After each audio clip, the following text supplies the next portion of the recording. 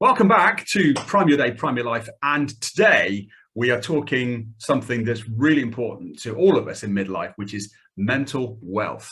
And I've got Mike Pagan here this morning. Mike Pagan is the mental wealth guy. Mike, good morning, sir. Morning. Thanks for having me on this. I'm excited. It's a pleasure. Fun day. Your picture looks representative of how my morning looks this morning. It's a real cold, frosty morning here where I am. Is it about the same for you? This the annoying one I'm going to tell you now is this was on the way to the gym, and it's sunrise just coming up, crisp and frozen, and that's actually an outdoor gym in the park down the road. That's not the one I used, but it's just when I drove past it, I actually had to drive all the way back to take the photo because I thought that's a keeper. That's a goodie. I like that one. All right, well, I'm hearing clues already about how you set your day up. So the morning gym, the morning workout, the morning routine, is that a fundamental part of your mental wealth? Yes and no. I'm somebody who doesn't sit still well. So that whole process of I do lots. I'm an active guy. I mean, like you, we regularly lose golf balls and nonsense like that. But it's for me. If I don't do things that look after me, that make me fit for purpose, then I've got a family, I've got work responsibilities, whatever else. If I'm not on my game, then I'll drop the ball. I'll fail to deliver. I'll get tired early. I'll do whatever it is. So plus the fact I had a very short little fat dad. Who resembled Captain Mannering, for those of you who can remember a particular persona and physique. So at the age of 14, I made a pact with my best mate, whose dad was even bigger than my dad. And we both said, we'll never go the way of our fathers, which would have meant, because I'm not overly tall, so I could become a short little fat guy if I wanted to, but I'm not. Well, for those of you watching YouTube, you can see exactly how this is. But for those of you on podcast, Mike is definitely not a short fat guy. So good for that. Mike, I looked at the title mental wealth, and I have to say it kind of played with my head a little bit because I was expecting it to say mental health. So can we just help unpack what that means to you? Yeah, good. Great starting point. I am not a mental health expert. Clearly, the language of mental wealth is a play on the subject of mental health. But the point is, when we put positive currency into our mental wealth bank, then we are more likely to be in a stronger, fitter position, mentally, physically, everything else, to deal with the challenges of life in general. And one of the biggest problems and it's not just around the world of COVID, this has been around for solopreneurs and execs in businesses for decades, if not centuries. And that is the whole problem with isolation, and isolation in the workplace, isolation at home. When you're at the top of your business, be that 1,000 employees or one, we don't tell stakeholders that we don't know the answer. Co-directors, we're never going to tell them we're not sure what to do next. Partners, husbands, wives, whoever, they don't necessarily know what we do anyway, but they're supportive. Our mates down at the pub, in the sport, at the school gate, whatever else, they'll always say, "Oh, just go for it, Chris. You always land on your feet." And we're never going to tell an employee we don't know what to do next. And that is part of the definition of isolation. And when we are isolated, it prevents decision making, which in turn kills creativity. And when we can't be creative, then we procrastinate and we start faffing about and we get into that negative spiral, which then has a detrimental effect on our mental health. Okay, so it kind of plays nicely into my normal first question to set this up, which is the phrase midlife. And I have the midlife mindset because I believe that that's more around what causes the crisis. But what is it for you? Do you see people going through the messy middle, and do you define it as midlife crisis or midlife mindset or something else? It's slight segue, but it will answer the question. I've had the privilege over the years of working with professional and elite sportsmen and women transitioning to their life after sport. And there's this hard transition spot that happens, and it's like a guillotine. 35 people keeping them on the pitch, in the pool, on the track yesterday. Now they're not fit for purpose. So they go through this monumental, and it's very similar to coming out of the military, that transition space.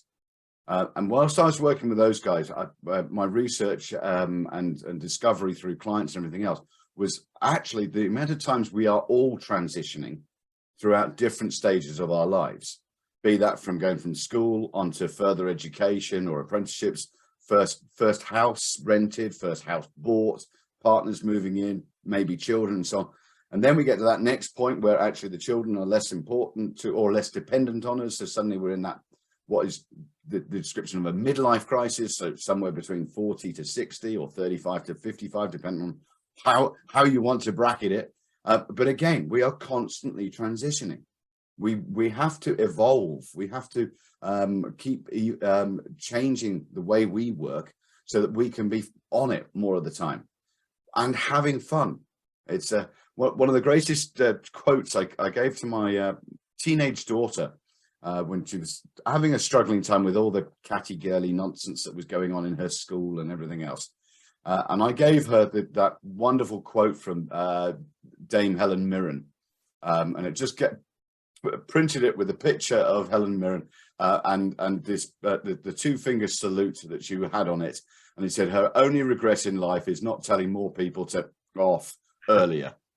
And it was just sort of that mindset. As we get older, we become braver at saying, letting people go and focusing on the ones that really matter. And that for me is that transition, that midlife, when you suddenly realize, well, I stop trying to be friends with everybody. Stop trying, not necessarily trying to be nice to everybody, because we can still be nice people, but it's just realizing if it's not helping, if it's not supporting, it's not putting positive currency into our mental wealth bank, then it's hurting us, and we need to change. We need to move on. Yeah, I totally agree. And I think I haven't got the time to be nice to everybody who might like to have niceties. And when you drill it down, there's maybe 5 people on one hand that I could really say in a time of absolute crisis, those would be my go-to. I talk about the sort of the first life and the second life. Mike, I'm curious, have you had a first mountain that you climbed and you thought that was amazing, but then you got to the top and thought, that wasn't quite what my destiny meant to me in terms of a sense of fulfillment? Yeah, when I first started dating my good lady wife, I suggested early on that we should move overseas and have some time working away and so on. And she liked the idea, but said maybe we should have gone on a second date before we do that. It wasn't quite that early, but it was early enough. And I did move with my wife. We moved out to Australia around about the age of 30. And we had 3 years out there. So the story goes, I moved out there, wife, baby, rucksack, no car, no job, no house. Came back 3 years later, same wife, 2 kids, small container ship, set up a business in a country I hadn't lived in for 3 years, in an industry without a proven track record, without a database. And it took me 6 months to write my first invoice. Okay, so that's kind of how you sort of one mountain. Was it what I wanted? We loved our time over there, but where we were living was Perth, which is beautiful. But we both knew if we had another year and a half there, we'd have potentially started to get bored. So it was one of those things. It was either over to Melbourne or back to the UK. And the original plan was always 2 to 5 years. We got dual citizenship whilst we were there, so all of my kids have got it now. And it was just that, okay, time to come back and play again. And it was that whole journey of, there were certain people who were so supportive of us going, but one person who really was upset because I was taking her grandparents' first grandchild to the other side of the planet and being very selfish. I'll leave you to work out the maths as who that could possibly be. But it's just that whole thing of, right, come back and then set up again and get going again. And it's scary. It really is scary when you're starting with a completely clean slate as to and patience. You haven't got patience. I need to put food on the table. Yeah. I need to do what needs to be done, and I need to be sort of heroic and brilliant and have my pants on the outside of my trousers. No, you just need to crack on and take your time. Yeah. Did you feel that a traditional tribal primitive manness to try to be the breadwinner, and you said you used that phrase of putting the bread on the table, food on the table, was there that ticking clock behind you as well to say, come on, Mike, you've come back from this Australian adventure, you now need to really do the business? Yeah, you've had your time swanning off around the world, out on pretty beaches and doing whatever else, getting beaten up by Samoans on rugby pitches, things like that. Yeah, it's quite nice. Not, but yeah, then you're back. So you've got to step up. And I went into I did some property investing in the mid noughties, and one of the stories I always refer to there is this whole part of having the professional support network around you as part of your mental wealth team, because they ask better emotion-free questions than you will ever ask of yourself. And if I'd spent just a few hundred with an independent lawyer, I would have not bought the property in Cyprus on the home of the PGA golf course that was being built, that was never built, because the power station down the road blew up. So they stuck a wind farm where that was going to be. The guaranteed rental scheme, that company went bust. The currency changed, the 2008 market crash, etc., etc. Took me 15 years to then actually get to the point of owning this property that cost me $250,000 to buy in money going out, and it's worth about 20% of what I paid. That was a painful journey, but that was me trying to build this portfolio, trusting in hindsight, trusting the wrong people who didn't have the right skills and right knowledge. But just that upfront cost, if I'd taken the independent legal advice, then they'd have just used the old Forrest Gump line of run, Mike, run. Yeah. Okay. Well, on the subject of running and isolation, you use the word isolation quite a lot in what I've read and how you talk. And there could be somebody out there listening now who is, is feeling just that. It's a peculiar thing, isn't it? We have more technology and Facebook and social chat than ever before, yet some of us feel even more isolated than we ever have. You talk about 4 core elements of mental wealth. So if somebody is suffering and managing isolation, what are your 4 tips for helping get through that? 4 tips are, before the 4 tips, we have to know who's got our back. So the first step is to subjectively go through your connection support network and grade them in what a framework that works for you. I have a framework I use, but just for simplicity, and just decide whether or not they truly have your back or not. And quite often when people do this, they'll have a bit of an epiphany, because they realize they're brilliant at giving to loads and loads of people, supporting all over the place. But actually the number of people who've got their back for them is minimal. And that becomes the starting block, and even if that number is low, that's fine. It's a baseline. It's 2022, it's 2023, it's whenever you're listening to this, that baseline, right? Now we know what that is. Now we go into the areas of where do we intentionally recruit members for our mental wealth team. The first area I'll always talk about is self-care, of which some of it is our responsibility, but if we've got problems with nutrition, if we've got problems with alcohol, we've got problems with other things going on, then we need to pay professionals to help us, because they'll ask better questions than we will of ourselves. But the primary part of self-care is we have to make ourselves number one. And that's not about being arrogant and selfish. It's just, if we're number one, then we can help others. I've always joked that I'm number 6 in my family, wife, 3 kids and a dog. And last Christmas when we had puppies, I was actually number 14. But however you dress it up, when we are number one, I do all sorts of stupid activities, right? Yeah, gym, fit and so on, but I'm an open water swimmer. A few years ago, we swam the English Channel. Earlier this summer, I did my longest swim ever. I swam the length of Windermere, which is the biggest lake in England. I targeted breaking 6 hours. I did it in just under 6.5, and I could hardly move my arms for 3 or 4 weeks afterwards. Why did I do that? Because actually what I found out is I'm rubbish at meditation and mindfulness, or so I thought. but actually the endurance sport and the repetitive motion of stroke after stroke, I've never gotten out of the water feeling worse than I did before I got in. Maybe a little bit chillier, but mentally I'm firing. Mentally I'm on it. And I know there's so much research out there, which is brilliant to see on cold water support and everything else. So I'm a fan of that. Yeah, we talk the same language on endurance. I've gone long in many different disciplines. I haven't swum the length of Windermere yet, but you never know. I agree with you. It's my safe place, and I always feel clearer of mind. And certainly, if I've got a really tricky feeling or a decision or just a sense of unease, a long run or a bike or a swim will definitely help clear the fuzz, and I come out with so much more clarity. But the flip side, just to add in there, because clearly not everybody watching this is a fit bunny. That's just not their thing. Sitting for 3 hours doing a jigsaw puzzle can be just as mentally cathartic as whatever nonsense activity Chris or I might do. It's knowing that weirdness, and I intentionally use that word because people get embarrassed about the things that they get excited by when others don't necessarily follow the same trait.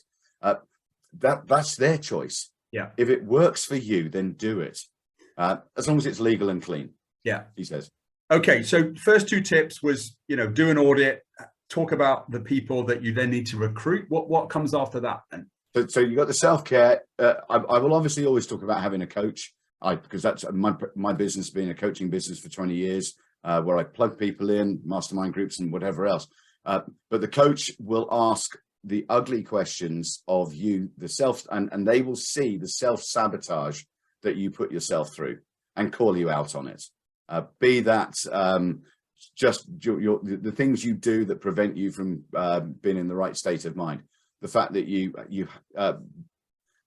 it's one of the things I've found with so many people I've worked with over the years is just when you see that clarity of when people are better at different times of day, and it's sort of that is the reality. Some people are morning people, some people are late owls or night owls. That's not something we should apologize for. That's something we should embrace. So when you are trying to work at silly o'clock in the morning and it's not your best place, then the work is harder. And these are the sort of little things that cumulatively, those little things can have a positive or negative effect on your performance. That's what coaches will find. And why is a coach so much better than your best mate down the pub? Because the cruel language here, because you're paying them, then you and because there's an exchange of a contract of finance, then you will respect that more because you'll take it more seriously. Your best mate in the pub over a pint or whatever else say, "That's a really stupid idea, Chris, don't do that." Yeah, whatever. And I think they're sort of looking for nuances from you to tell your mate that they're saying the right thing. And I think they'll tell you what you are looking to hear, as opposed to the brutal, cold truth of, "That's just stupid, Mike." What? It's when you give people permission to be utterly honest and brutal with you. And that's what you do in that coaching relationship. Yeah. Your friends there'll be some friends who will always call you out. There'll be some friends who call you out, but they always get it wrong. And it just irks you. And it's surrounding yourself by people like that. I've already mentioned the professional team, because the professional element, they're not necessarily on speed dial, but they're there and available. But the most powerful part of this is, I believe, the mastermind group. Now, masterminding, the Americans will always claim they invented it with Napoleon Hill and Think and Grow Rich and so all of those. No, and it just that whole process. No, it was invented in Birmingham, in England, in the 1760s by luminaries such as Erasmus Darwin and Matthew Bolton, who were pushing the boundaries of the Industrial Revolution and flirting with heresy of the religion. So they had to meet in secret, and they met under the light of the full moon. So they were known as the Lunar Society, which is still around to this day. And that was the original mastermind group, where you had contemporaries around a table meeting in total confidentiality, talking about everything that's going on, positive and negative in their world, personal and professional. I'm thinking of expanding into Poland. Somebody else has got a different story of working in the CEE. So they're coming up with different targets and ways of working.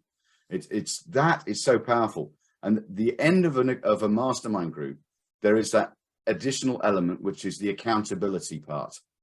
Before we next meet in a week, in a month, whatever it is, these are the 3 things I'll have done.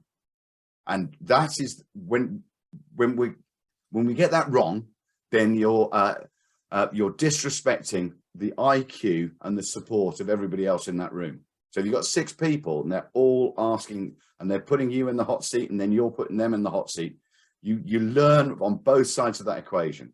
And gradually they move from sort of professional connections to some of your best friends. And it's even to the point, there's a famous story of a particular man who was given a terminal cancer diagnosis, sadly. And he went to his mastermind group to discuss with them what was going to happen and what was going to work on, which meant he got it in an emotional free environment. He could get his head totally straight, and then he went back to face his family and discuss and come up with their plans. But he went to the mastermind group first because he needed that strong, real, honest support before he went forward. And that's what we need in business, personally, emotionally, whichever.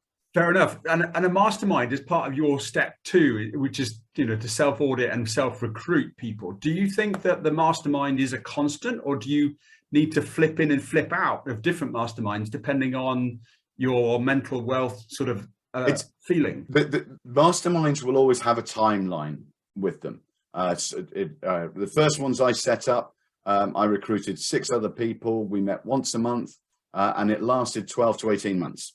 The reason why I said it lasted that amount of time, we gradually became too friendly and less accountable and less bullish, because we were being too nice to each other. So you get areas like that.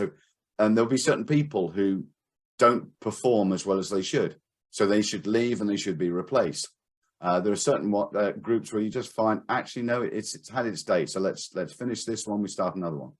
I run professional groups, so I actually have virtual mastermind groups. So it's all done through Zoom, and we hold people accountable through that. We set up buddy partners through the process, and suddenly that group of support really does change that isolation.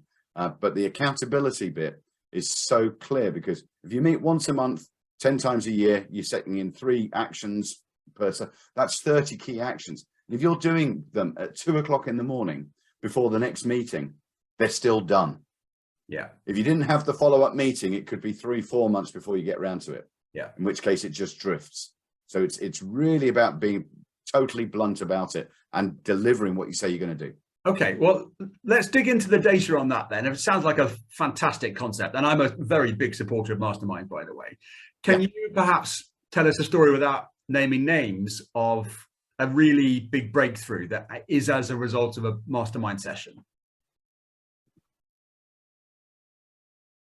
Yeah, one of the businesses was in there when I was working with the sports people, and so we had people from different sports all around the table. So I didn't have 8 rugby players talking rugby or whatever. So it was multi-sport, and their whole direction was very much, none of them wanted a portfolio, wanted a job. They wanted a portfolio career, but they were all glued together by the fact that they were a depreciating asset. So as far as marketability going forward and making money from their name and their Olympic medals, their football medals, whatever it was. So they were depreciating right the way up. And it literally, when you got those guys all talking and supporting each other, one learning from another, well, this is how I've approached it. This is where I got strong support. This is what okay. And so the direction changes were huge, because they were bouncing the ideas off each other. And they had the common thread of being elite sports people. But hold on a second, aren't we elite businessmen and women? Yeah, so we've got that common thread of success and achievement, drive, tenacity, resilience, and so on. Well, that's part of it. And then when you're bouncing those ideas around, then, okay, I'm going to take that nugget that you just come out with there, Chris, and it was about expanding. I'm going to change my marketing approach. I'm going to all of these different little nuggets that are then worked on, that then change it. So I've coming back the next meeting, right, I've now picked up 4 new clients off the back of what we were describing last time because of that tactic that you used, and it's just landed. And perfect.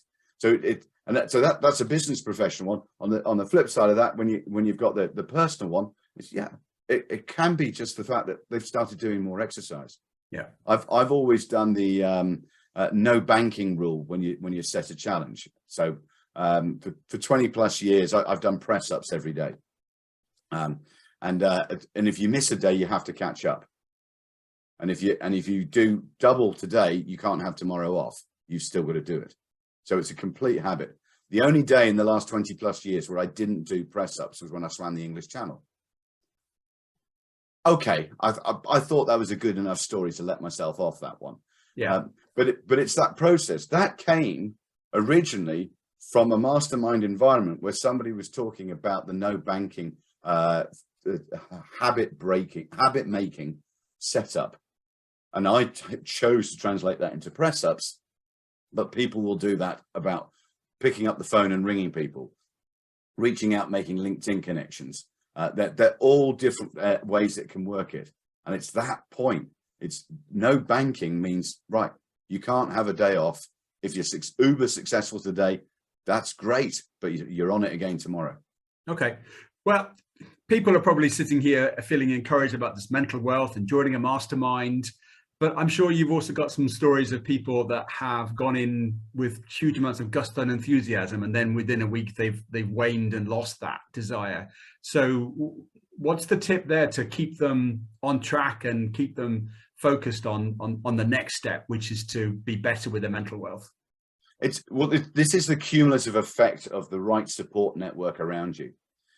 If you've got people around you that are all flighty and just short term and will allow you to procrastinate, to faff about, and to stop a week after you've got into it, then they're not the right people to be supporting you. That's the key. That's the killer part. The whole focus here is on fit for purpose for the way forward. If you're asking people to hold you accountable, to support you, to be strong, to be the strength when you're feeling weak, and they're not doing it, then we need to reboot and replace. We need people that are truly going to hold us accountable for what we say we're going to do.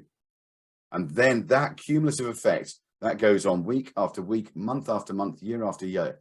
We start achieving stuff.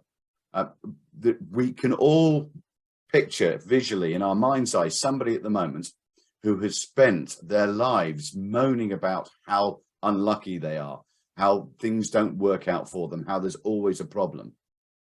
The flip side of that, in most of those instances, they are people who never stick to and push forward because of the self-limiting beliefs, because of the monkeys in the head, because of the lack of the right support around them, because their friends will let them get away with it, because the friends are scared of them. Mm-hmm.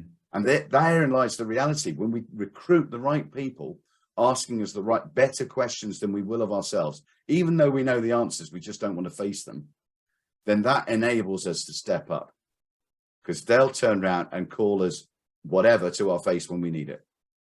And what about the mastermind that needs to self-regulate its own success, that you have 6 people in the room and one of them just turns out to be the big I am, and he's always or she's always more vocal or disrespectful than the others? Does it just rinse itself through, or do you sometimes feel that you have to step in and say, actually, this isn't for you? But then how does that marry up with the fact of isolation? We're almost being discongruent.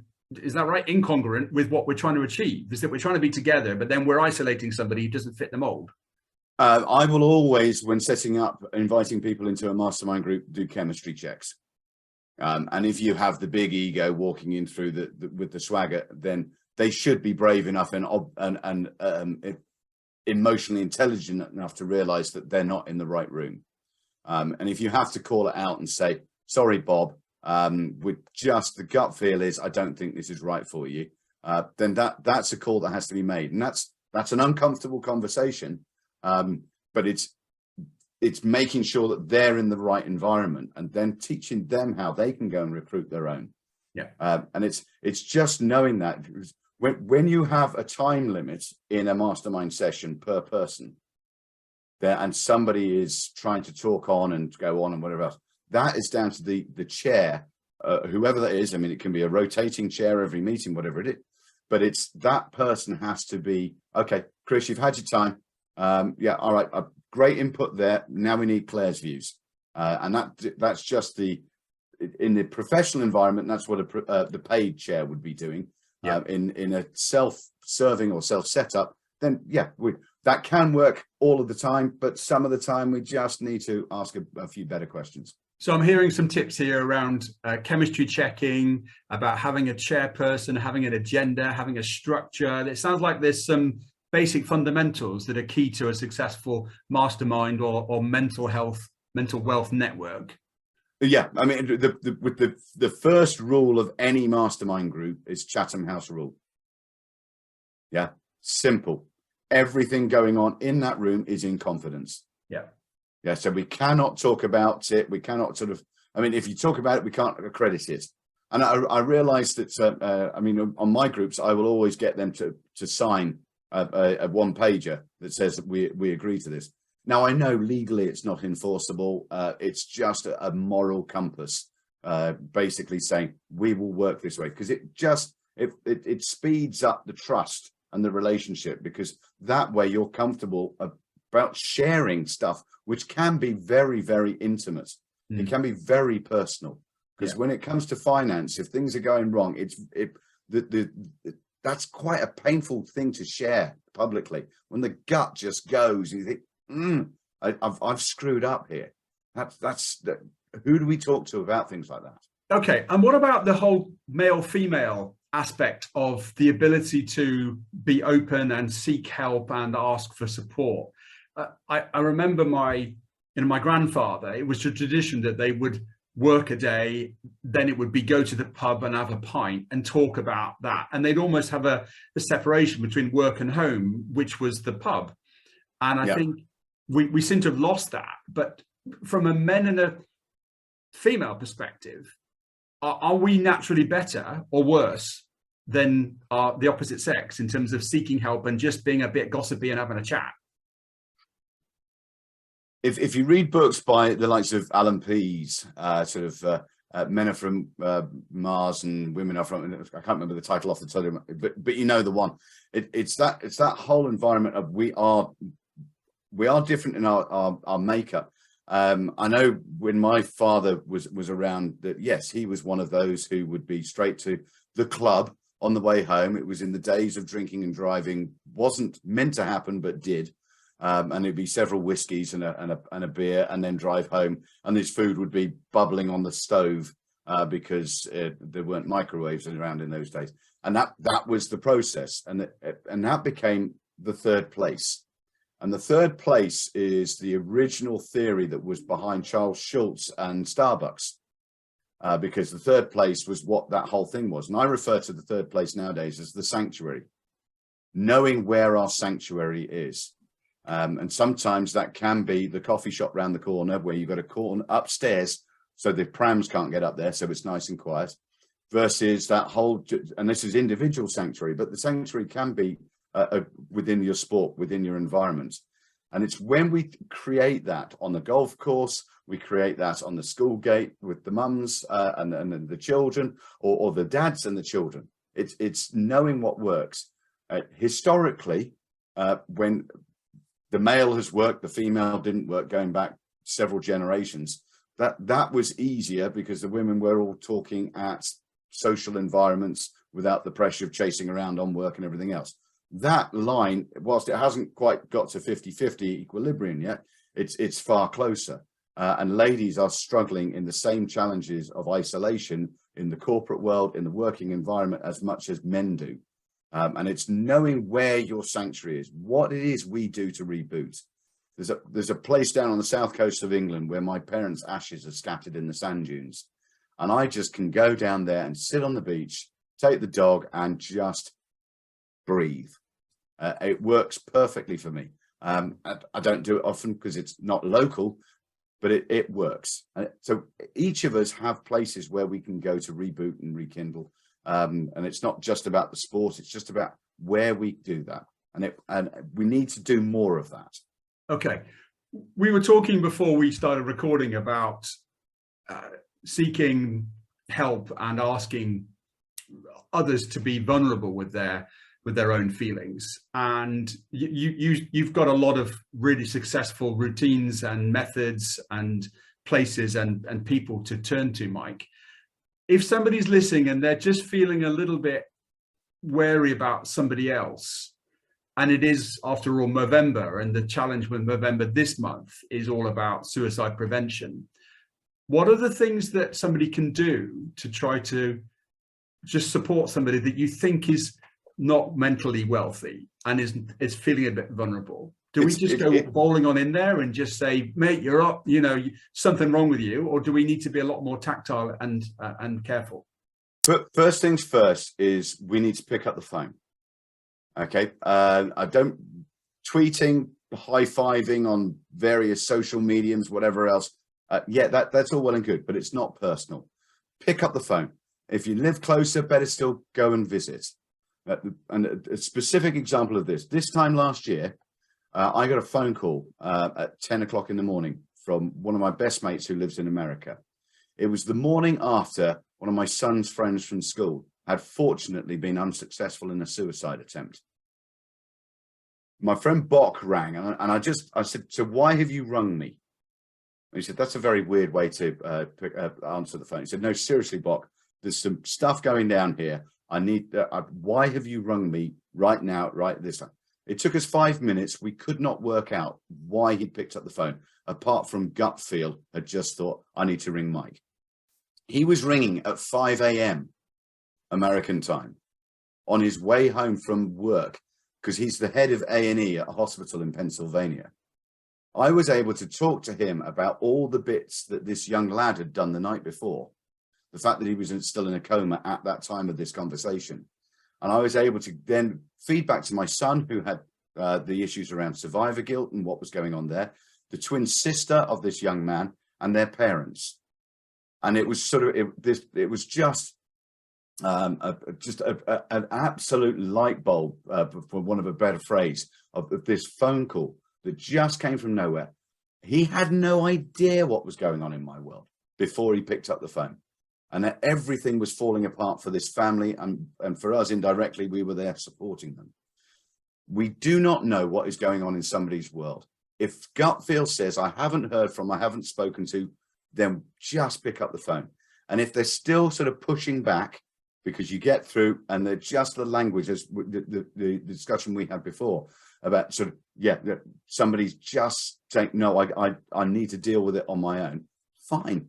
But the fact that you're still in the loop, the fact that you're still supporting, enables them to know that they're not on their own. Mm. And when the time is right, they'll put their hand up, they'll ask. And if they continue to reject you, it's not personal, but it's you are doing right. You're being a better human being by reaching out and trying to help. Mm. And I guess when you're doing that self-care audit, you're also thinking about other people that are important to you. And it might not be a flag that actually waves to yourself. You might actually suddenly see somebody else's flag waving, and you're thinking, well, hang on a minute. I haven't actually heard from Mike for the last 3 weeks. I wonder what. And it's that intentional thought to find space to think about others, not necessarily for yourself, but also to serve others. Because when you serve others, naturally reciprocity means they will serve you in the future. And it's knowing that difference. My late mother-in-law always came out with that wonderful phrase of friends are for a season, a reason, and for life. And I add in the extra one there, acquaintances. And so you and I are connected because of a reason. That's through our golf network, through other environments, because of what we're doing today.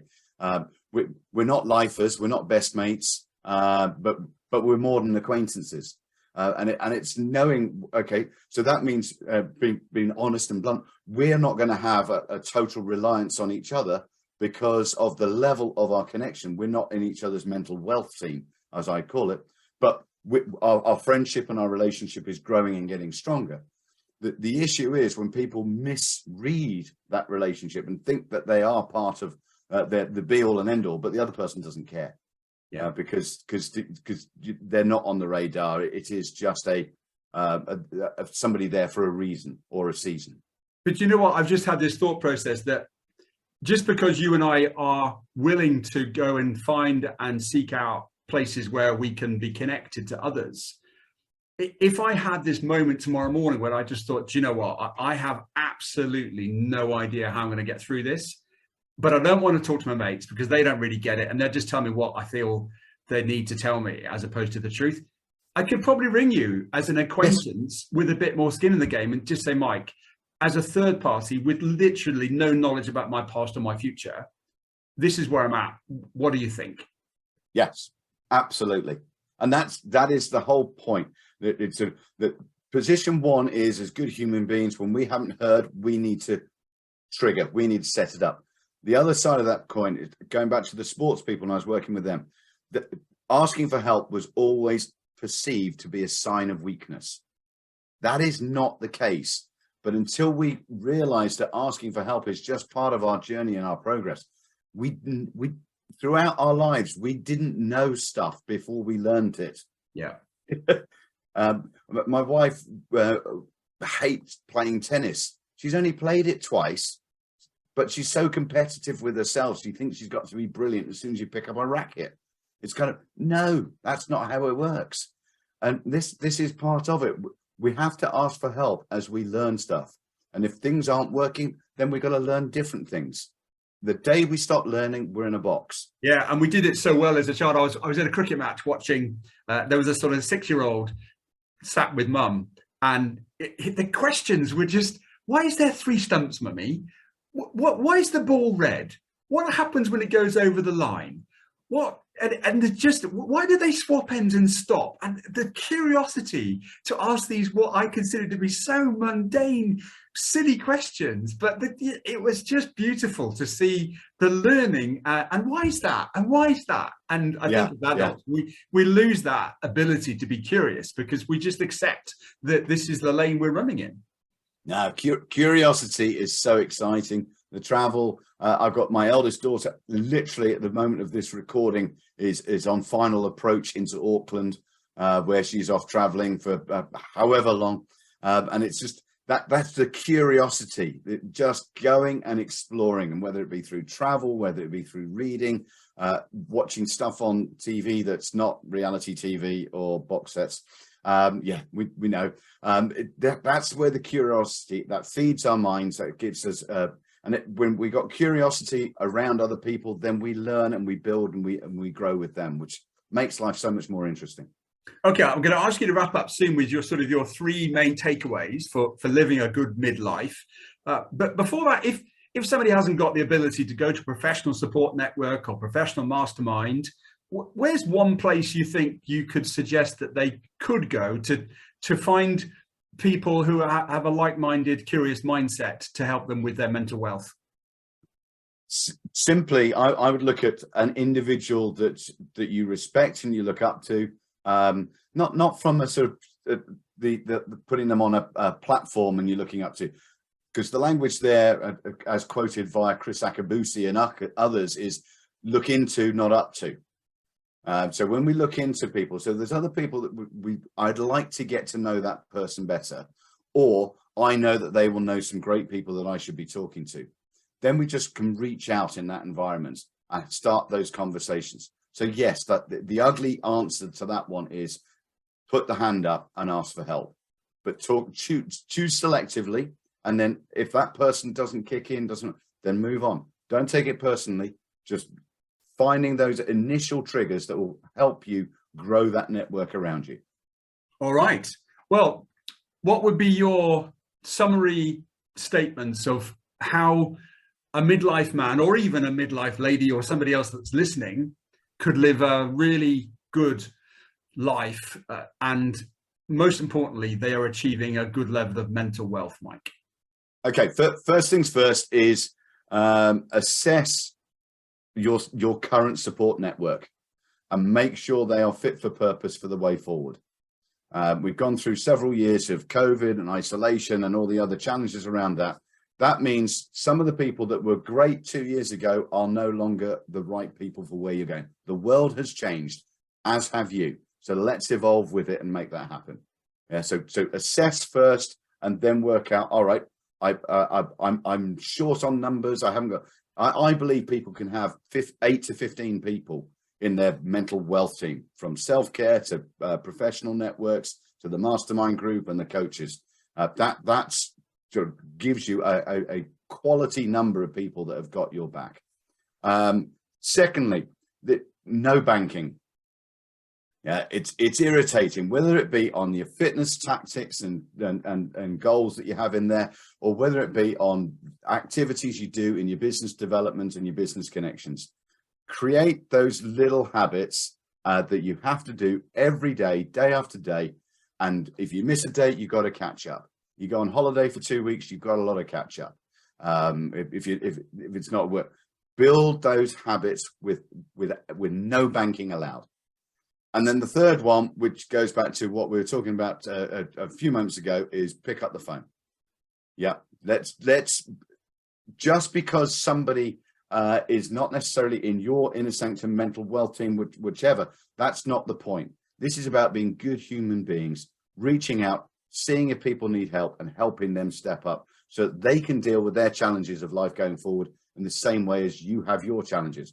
Because having a positive mental wealth team will not stop things from going wrong. What it does enable is you to bounce back more effectively and far quicker and far stronger, because you're making braver decisions with the support of good people around you. And that's what makes the difference. If we have positive mental wealth, my objective here is to change lives with the potential of saving a life. And I know full well that both of those are already happening. I love it, Mike. I really do. And let's just ask everybody to finish the podcast and take a moment to think about your contact base and ring one person right now that you just think, I haven't heard, or I'd like to hear, or I'm just going to ask, how are you? And let's make that phone call today. And you never know where that could lead. Mike, it's been a really insightful 30 minutes or so. How can we help you with your own quest to create more mental wealth for more people, Mike? It's simple. My objective is talking to more organizations, be they large or small, where the conversation around the well-being, the welfare, it's on the radar. But I use a language called human social responsibility. There's a lot of stuff in big corporate world about corporate social responsibility. The human social responsibility is it's a business's duty to look after the members of their team. If I work with an organization, be that me coaching, plugging in other coaches, or the fact that we just, let's do an assessment of half a dozen to a dozen members of staff. We work with them for 6 months in a coaching supportive workshop environment, and then do an assessment again 6 months later on their well-being and their strength. More often than not, 1 or 2 people will leave, which is a good thing because they were in the wrong role and the wrong environment. But the rest will step up, become more performance orientated, greater productivity, and having more fun along the way, and become far more loyal to that organization because it works. All right, well, I'm going to plug your book anyway, because you've not done it yourself. You can go and find Mike's latest book. He has written 3 others, and this is his 4th. Go to mikepagan.com. We do run a kind of mastermind with the Midlife Mindset group, which you can join on Facebook. So if that's another way that you feel you might want to reach out today and find some other like-minded people that are in the same space, then please do that. Mike, I really, again, appreciate your time. I appreciate your insight. Go and find your support network, no banking, and pick up the phone. It's been a really enjoyable session, Mike. Thank you so much. Thank you, Chris.